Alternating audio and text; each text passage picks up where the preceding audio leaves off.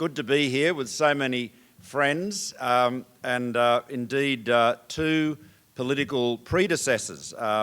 A former in the form of Robert Hill, who you'll be hearing from later today, a former Australian Environment Minister, and in the form of Ambassador Kim Beazley, a former Australian Communications Minister, and both of them also former Defence Ministers. So a lot of ministerial experience here, and so many other good American friends from Sydney. Niels Marquardt, the former Consul General in Sydney, and of course Jeff Bleich, who was a much loved and much missed American ambassador to Australia until relatively recently. Now, ladies and gentlemen, 2015 is going to be a very important year in the Asia Pacific. We have charismatic new leaders in the world's two most populous nations. President Xi of China and Prime Minister Modi of India are this year pressing ahead with very ambitious economic and political reform plans. President Xi is taking on two of China's most daunting challenges: rebalancing the world's second largest economy away from investment and towards consumption, and tackling the corrosive, pervasive corruption that, as the President himself acknowledges, threatens to undermine the party's legitimacy. Across the Himalayas, Prime Minister Modi has promised to cut the red tape and roll out the red carpet, upending stereotypes of bureaucratic and protectionist India and striving for a return to growth rates achieved between 2003 and 11. In Tokyo too, a new old leader, Shinzo Abe, plans to finally achieve structural reform of his country's notoriously inefficient services sector as the third arrow in the Abenomics quiver. Now, in the past year, Australia's concluded free trade agreements with South Korea, Japan and China, three of our four top trading partners.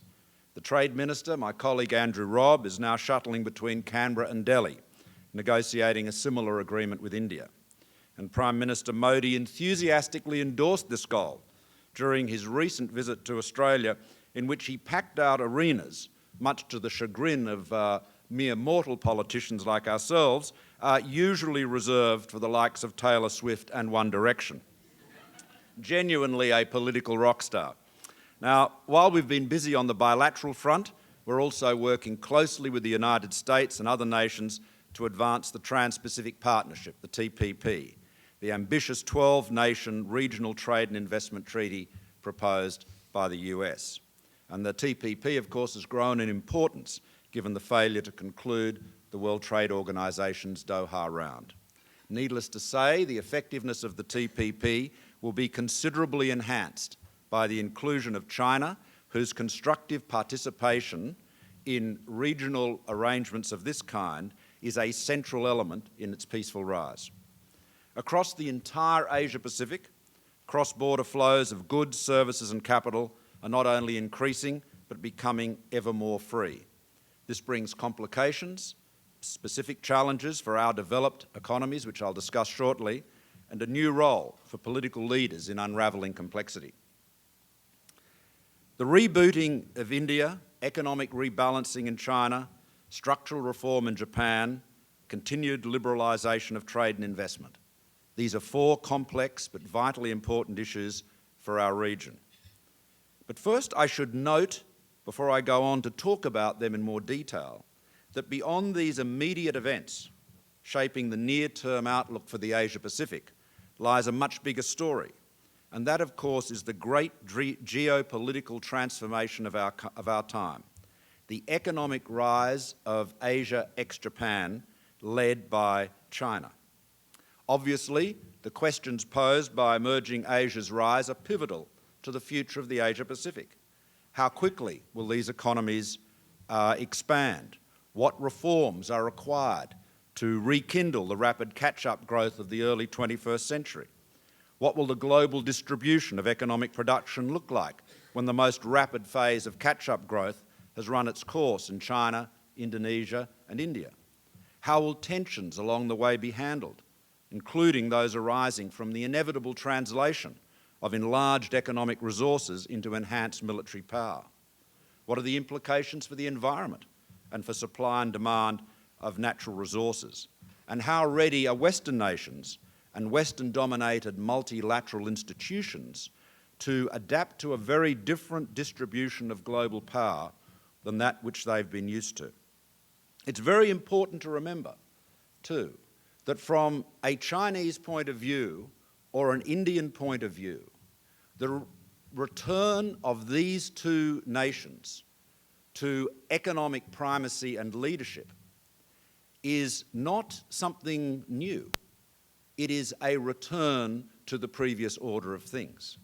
I'm sure all of you are well aware of the great work done by the OECD economic historian Angus Maddison and his analysis of historical GDPs and changes in economic power over the centuries. His estimation was that until as late as the mid-19th century, China and India were the two biggest global economies. So in many respects, the rise of China, the rise of India, is simply just a return to the status quo ante.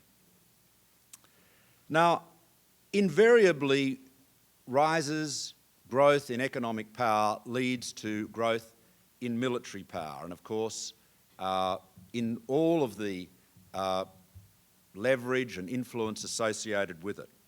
And we shouldn't expect the rise of Asia's two largest powers to be any different. And we already see increasingly sophisticated military capabilities in China, including indigenously developed stealth fighters and drones, as well as the means to project military force beyond its immediate neighbourhood. This speed of Asia's rise does create anxiety, particularly the speed of China's rise. And a lot of people cast their mind back to the first book of the Peloponnesian War, written by probably the first real historian, Thucydides, when he ascribes the real cause of the war between Athens and Sparta to Sparta's growing anxiety at the growth in Athens' power. The last big transition of power, handover from one global hegemon to another, was of course from Britain to the United States, and that was a very peaceful one. But of course the two nations had so much in common, culture, kinship, history, values, that it was, albeit painful in some respects, a pretty seamless transition. Some people suggest that China will in time invoke a latter-day Monroe Doctrine, asserting its hemispherical primacy as the United States did nearly 200 years ago in this hemisphere, in the Americas and the Caribbean. This analogy is quite inapt.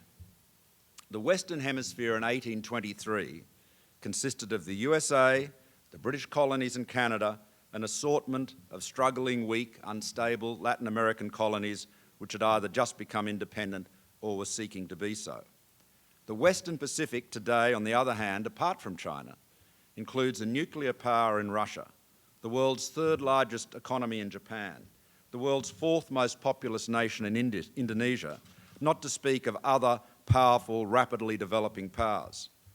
The construct of the Western Pacific as a lake in which there are only two players, the US and China, is just dead wrong. Now, China, under President Xi, has sought to build stronger ties with countries in the region, including our own, Australia, and at the same time has firmly restated China's claim to various islands, reefs and shoals in both the East and South China Seas. This maritime muscularity is very different from the approach to various disputed land borders a decade ago, which saw, for example, the settlement of the border between Russia and China. Now, while Chinese strategic thought is especially sophisticated in its view of contradictions, there seems little doubt that the tough line on the disputed islands and reefs has been quite counterproductive. It has served to do no more than remind China's neighbours of the importance of a strong continuing American presence as a counterbalance. If China's objective is to reduce America's military presence and strategic influence in the region, it would be resolving all of these disputes swiftly and peacefully, with a view to reassuring its neighbours that they had nothing to fear as China's military power comes to match its economic might. There are some signs that President Xi is rethinking China's maritime strategy along these lines, but a lot will depend whether and to what extent he can control the various Chinese maritime security actors, which have in the past been pushing their own somewhat independent agendas. And it will be harder to reassure Asian neighbours about China's growing military in 2015 than it was in 2009. 2015 is also the 70th anniversary of the end of World War II, and commemoration could stir bitter memories, especially between China and Japan. President Abe will need to show a masterful contrition that tacks elegantly between Chinese and Korean grievance on the one hand and Japanese national pride on the other. Increasing interdependence of the global economy, technology-enabled flows of ideas are countervailing forces to the various tensions I've outlined here, and they could well reduce the chances of miscalculation, mistake and conflict. And there have been recent promising developments in greater openness and transparency of communication between the main actors, which can give us real optimism in this regard. But nonetheless, all of these trends bring with them new challenges for countries like Australia and America. Now, we are living in the most exciting times in human history. The pace and the velocity of change, the opportunities they present, are literally without precedent. The technology of connectivity has raced ahead of our own imagination as to how to use it, not to speak of our understanding as to how to govern it. Already, most people in the developed world are connected to the internet 24/7. Before long, most people everywhere will be, and increasingly billions and billions of things as well. At the same time, rising incomes and living standards across many less developed economies, but particularly in emerging Asia, are multiplying the potential market for every commodity, every manufacture, every service, every technology. Within 1 or 2 decades, there will be more middle-class consumers in Asia than anywhere else. As developing nations catch up with developed ones, as economies converge and the globe integrates, competition has become truly worldwide. Surf shops in Santa Monica must compete with online sales from Shenzhen factories. Workers must compete too. Highly skilled jobs, highly sophisticated production lines, highly valued intellectual property are no longer the preserve of the high-wage developed economies. Now, the American economist Michael Spence has pointed out that globalization was long seen as having a benign impact on the distribution of income in advanced nations, but no longer.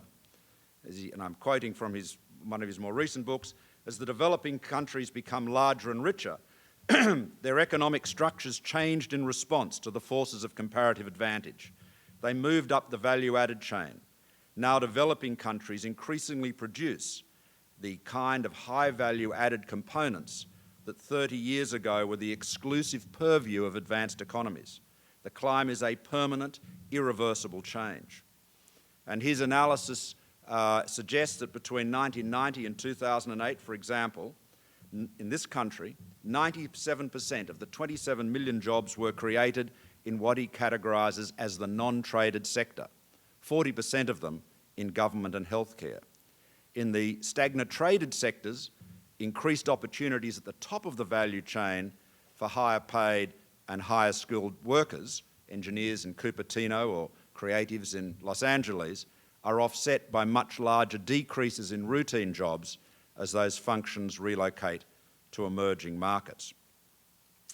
So there are real challenges here, and the question that we have to ask ourselves as political leaders, as governments, as policymakers, as academics, is how do we, faced with this rapidly accelerating competition and convergence, how do we ensure in a country like Australia or the United States that we can maintain our relatively high wage levels, our relatively generous social welfare safety nets, and our first world economies? The answers are easy to describe, but hard to execute. Now, arguably, the first challenge is to get the message out there, watchfully monitoring and carefully, clearly explaining that the emerging challenges posed by globalisation, convergence, rapid technological change, are all forces that are not going to go away or able somehow to be resisted. Governments, therefore, must remain relentlessly focused on the challenge of maintaining economic prosperity, competitiveness and growth, and economic growth. It means acknowledging if popular programs are unsustainable or undermine those economic objectives. Many would say it means taking unpopular decisions. I would rephrase that by saying it means taking decisions which may not be popular, but will be accepted because the public understands why they have to be taken. Leaders must be decision makers, but they must also be, above all, explainers and advocates, unravelling complex issues in clear language that explains why things have to change and why the government, too, cannot solve every problem. As many mid-level manufacturing and administrative jobs have been competed away, whether by other nations or new technologies, we have seen slower growth in middle-class income, most notably here in the United States. It is vitally important, therefore, both as a matter of social justice and political reality, that structural changes are seen as being fair across the board. That means not only must tough decisions be justified, but that the burden of adjustment is not disproportionately borne by one part of the community. The key to this is not simple wealth redistribution, as many on the left would assert, but rather ensuring that good jobs are available to as many as can work. And as our former Prime Minister John Howard used to say, the best form of social welfare is a job. To prosper with full employment in the new world, individuals and companies alike, and governments, need to be smarter, more adaptable, more competitive, more productive, more innovative and more technologically sophisticated. That challenge is well understood here in California, whose technological imagination has in large part created the modern world. Now, we as governments can't bestow these qualities on individuals or companies, any more than we can wave magically new job-creating industries into being, or vanquish the competition emerging in so many sectors from so many sources. What we can do is invest effectively in the enablers of a sophisticated, adaptable economy, in beneficial areas such as skills, training, education, research, and infrastructure that is economically justified. In the crucial area of education and research, encouragement for excellence is important, but perhaps even more important is ensuring that less able students gain the strongest possible skills and grounding, given that they are the most vulnerable to being left behind by the economic shifts underway. Now, what else can governments do? They can lead by example in their own use of IT or their own innovation in service delivery or other operations. Last week, the Australian Prime Minister, Mr. Abbott, and I announced the establishment of a Digital Transformation Office, whose mission it will be to ensure that citizens can engage with their government on end-to-end digital platforms just as they do their banking, their shopping, and so much besides. And I was discussing this initiative and similar ones being taken here in this city with the Los Angeles Mayor Eric Garcetti only this morning. And I've been engaging very closely with similar initiatives, both in the United States, elsewhere in the United States, and also with the government digital services in the UK. Governments, as somebody that's been in business for most of his life and then in politics and government, let me say that I've observed over the years that business people think politics and government is easy, and politicians and public servants think that business is easy. And they're both wrong. Neither is easy. But I would say one thing, one great weakness in government, the culture of governments generally, there are many exceptions to this, of course, is that they do not pay enough attention to what is being done in other jurisdictions. Academia is very focused on global research, people competing for prizes and posts. Business is obviously very focused on what's happening globally. Governments tend to be too narrow in their thinking. You know, I think it was Speaker O'Neill, who said all politics is local. Well, at the ballot box it's local, but in terms of getting the right policies, the right measures, the right approaches, we all have a lot to learn. So, you know, exercises like G'day USA and all of the engagement that we have between Australia and the United States and, of course, other countries is enormously valuable. We have so much to learn from each other. Every single developed economy is facing more or less exactly the same challenges. We are all facing more or less exactly the same challenges, all dealing with them in somewhat different ways, some more successful than others. And the more forums like this can contribute to better understanding, the better our quality of government will be.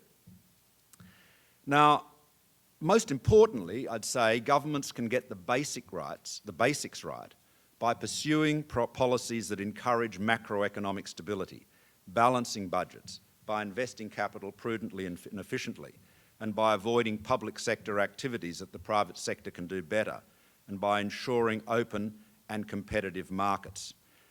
These are all fundamental to the policies of our government, the Abbott government in Australia. And I don't want to give a partisan political speech, but we have had a few challenges that were left to us by our predecessors in that regard.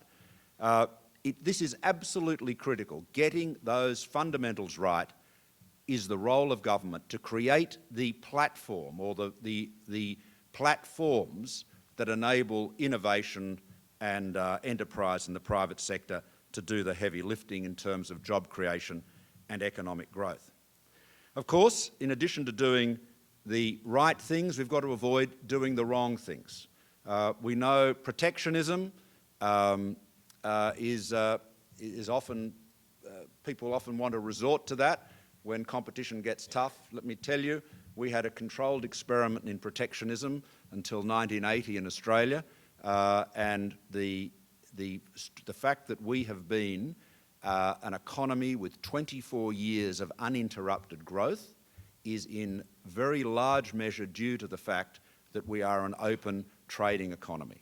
But protectionism is a road we cannot afford to turn down. Now, just in terms of what we're doing with free trade, I mentioned the free trade agreements earlier. Let me say a little bit about the regional free trade environment. The 3 free trade deals which were announced this year, concluded by Andrew Robb, last year I should say, account for around 40% of our international trade. If we add them to the existing free trade deals signed by Australia with the US, New Zealand, Singapore, Thailand, Malaysia and Chile, more than 60% of our international trade is now covered by these agreements. They're very good deals for us, vitally important as our economy shifts away from a boom in mining investment and heavy reliance upon commodity exports to more broadly based growth. You know, around 78% of our exports go to Asia, where most economies are closely integrated with China, while 38% of our exports go directly to China. Now, the rebalancing I talked about earlier is inevitably going to see a lower steel intensity in China. Perhaps we'll discuss that in questions if you're interested. But that obviously is having an impact on commodity prices and prices for iron ore and metallurgical coal, and indeed steaming coal as well. So one of the most important parts of our free trade agreement with China is that it sees trade barriers removed over a decade in areas where we have a strong competitive advantage and which will benefit from that growing middle class and affluence in China. Key agricultural products like dairy, beef, wine and seafood. And of course services. We already have a surplus with China in services of almost $7 billion a year. Now, our trade liberalisation ties in with a story of Australian exceptionalism which supercharges our ability to engage and be open to our region. We are a diverse and prosperous society with high wages, very high standard of living, and a generous, but in the main carefully targeted, that by which I mean means-tested, social welfare safety net. Over the past 70 years, we've welcomed millions of immigrants from more than 200 countries, and in doing so become arguably the world's most successful multicultural society.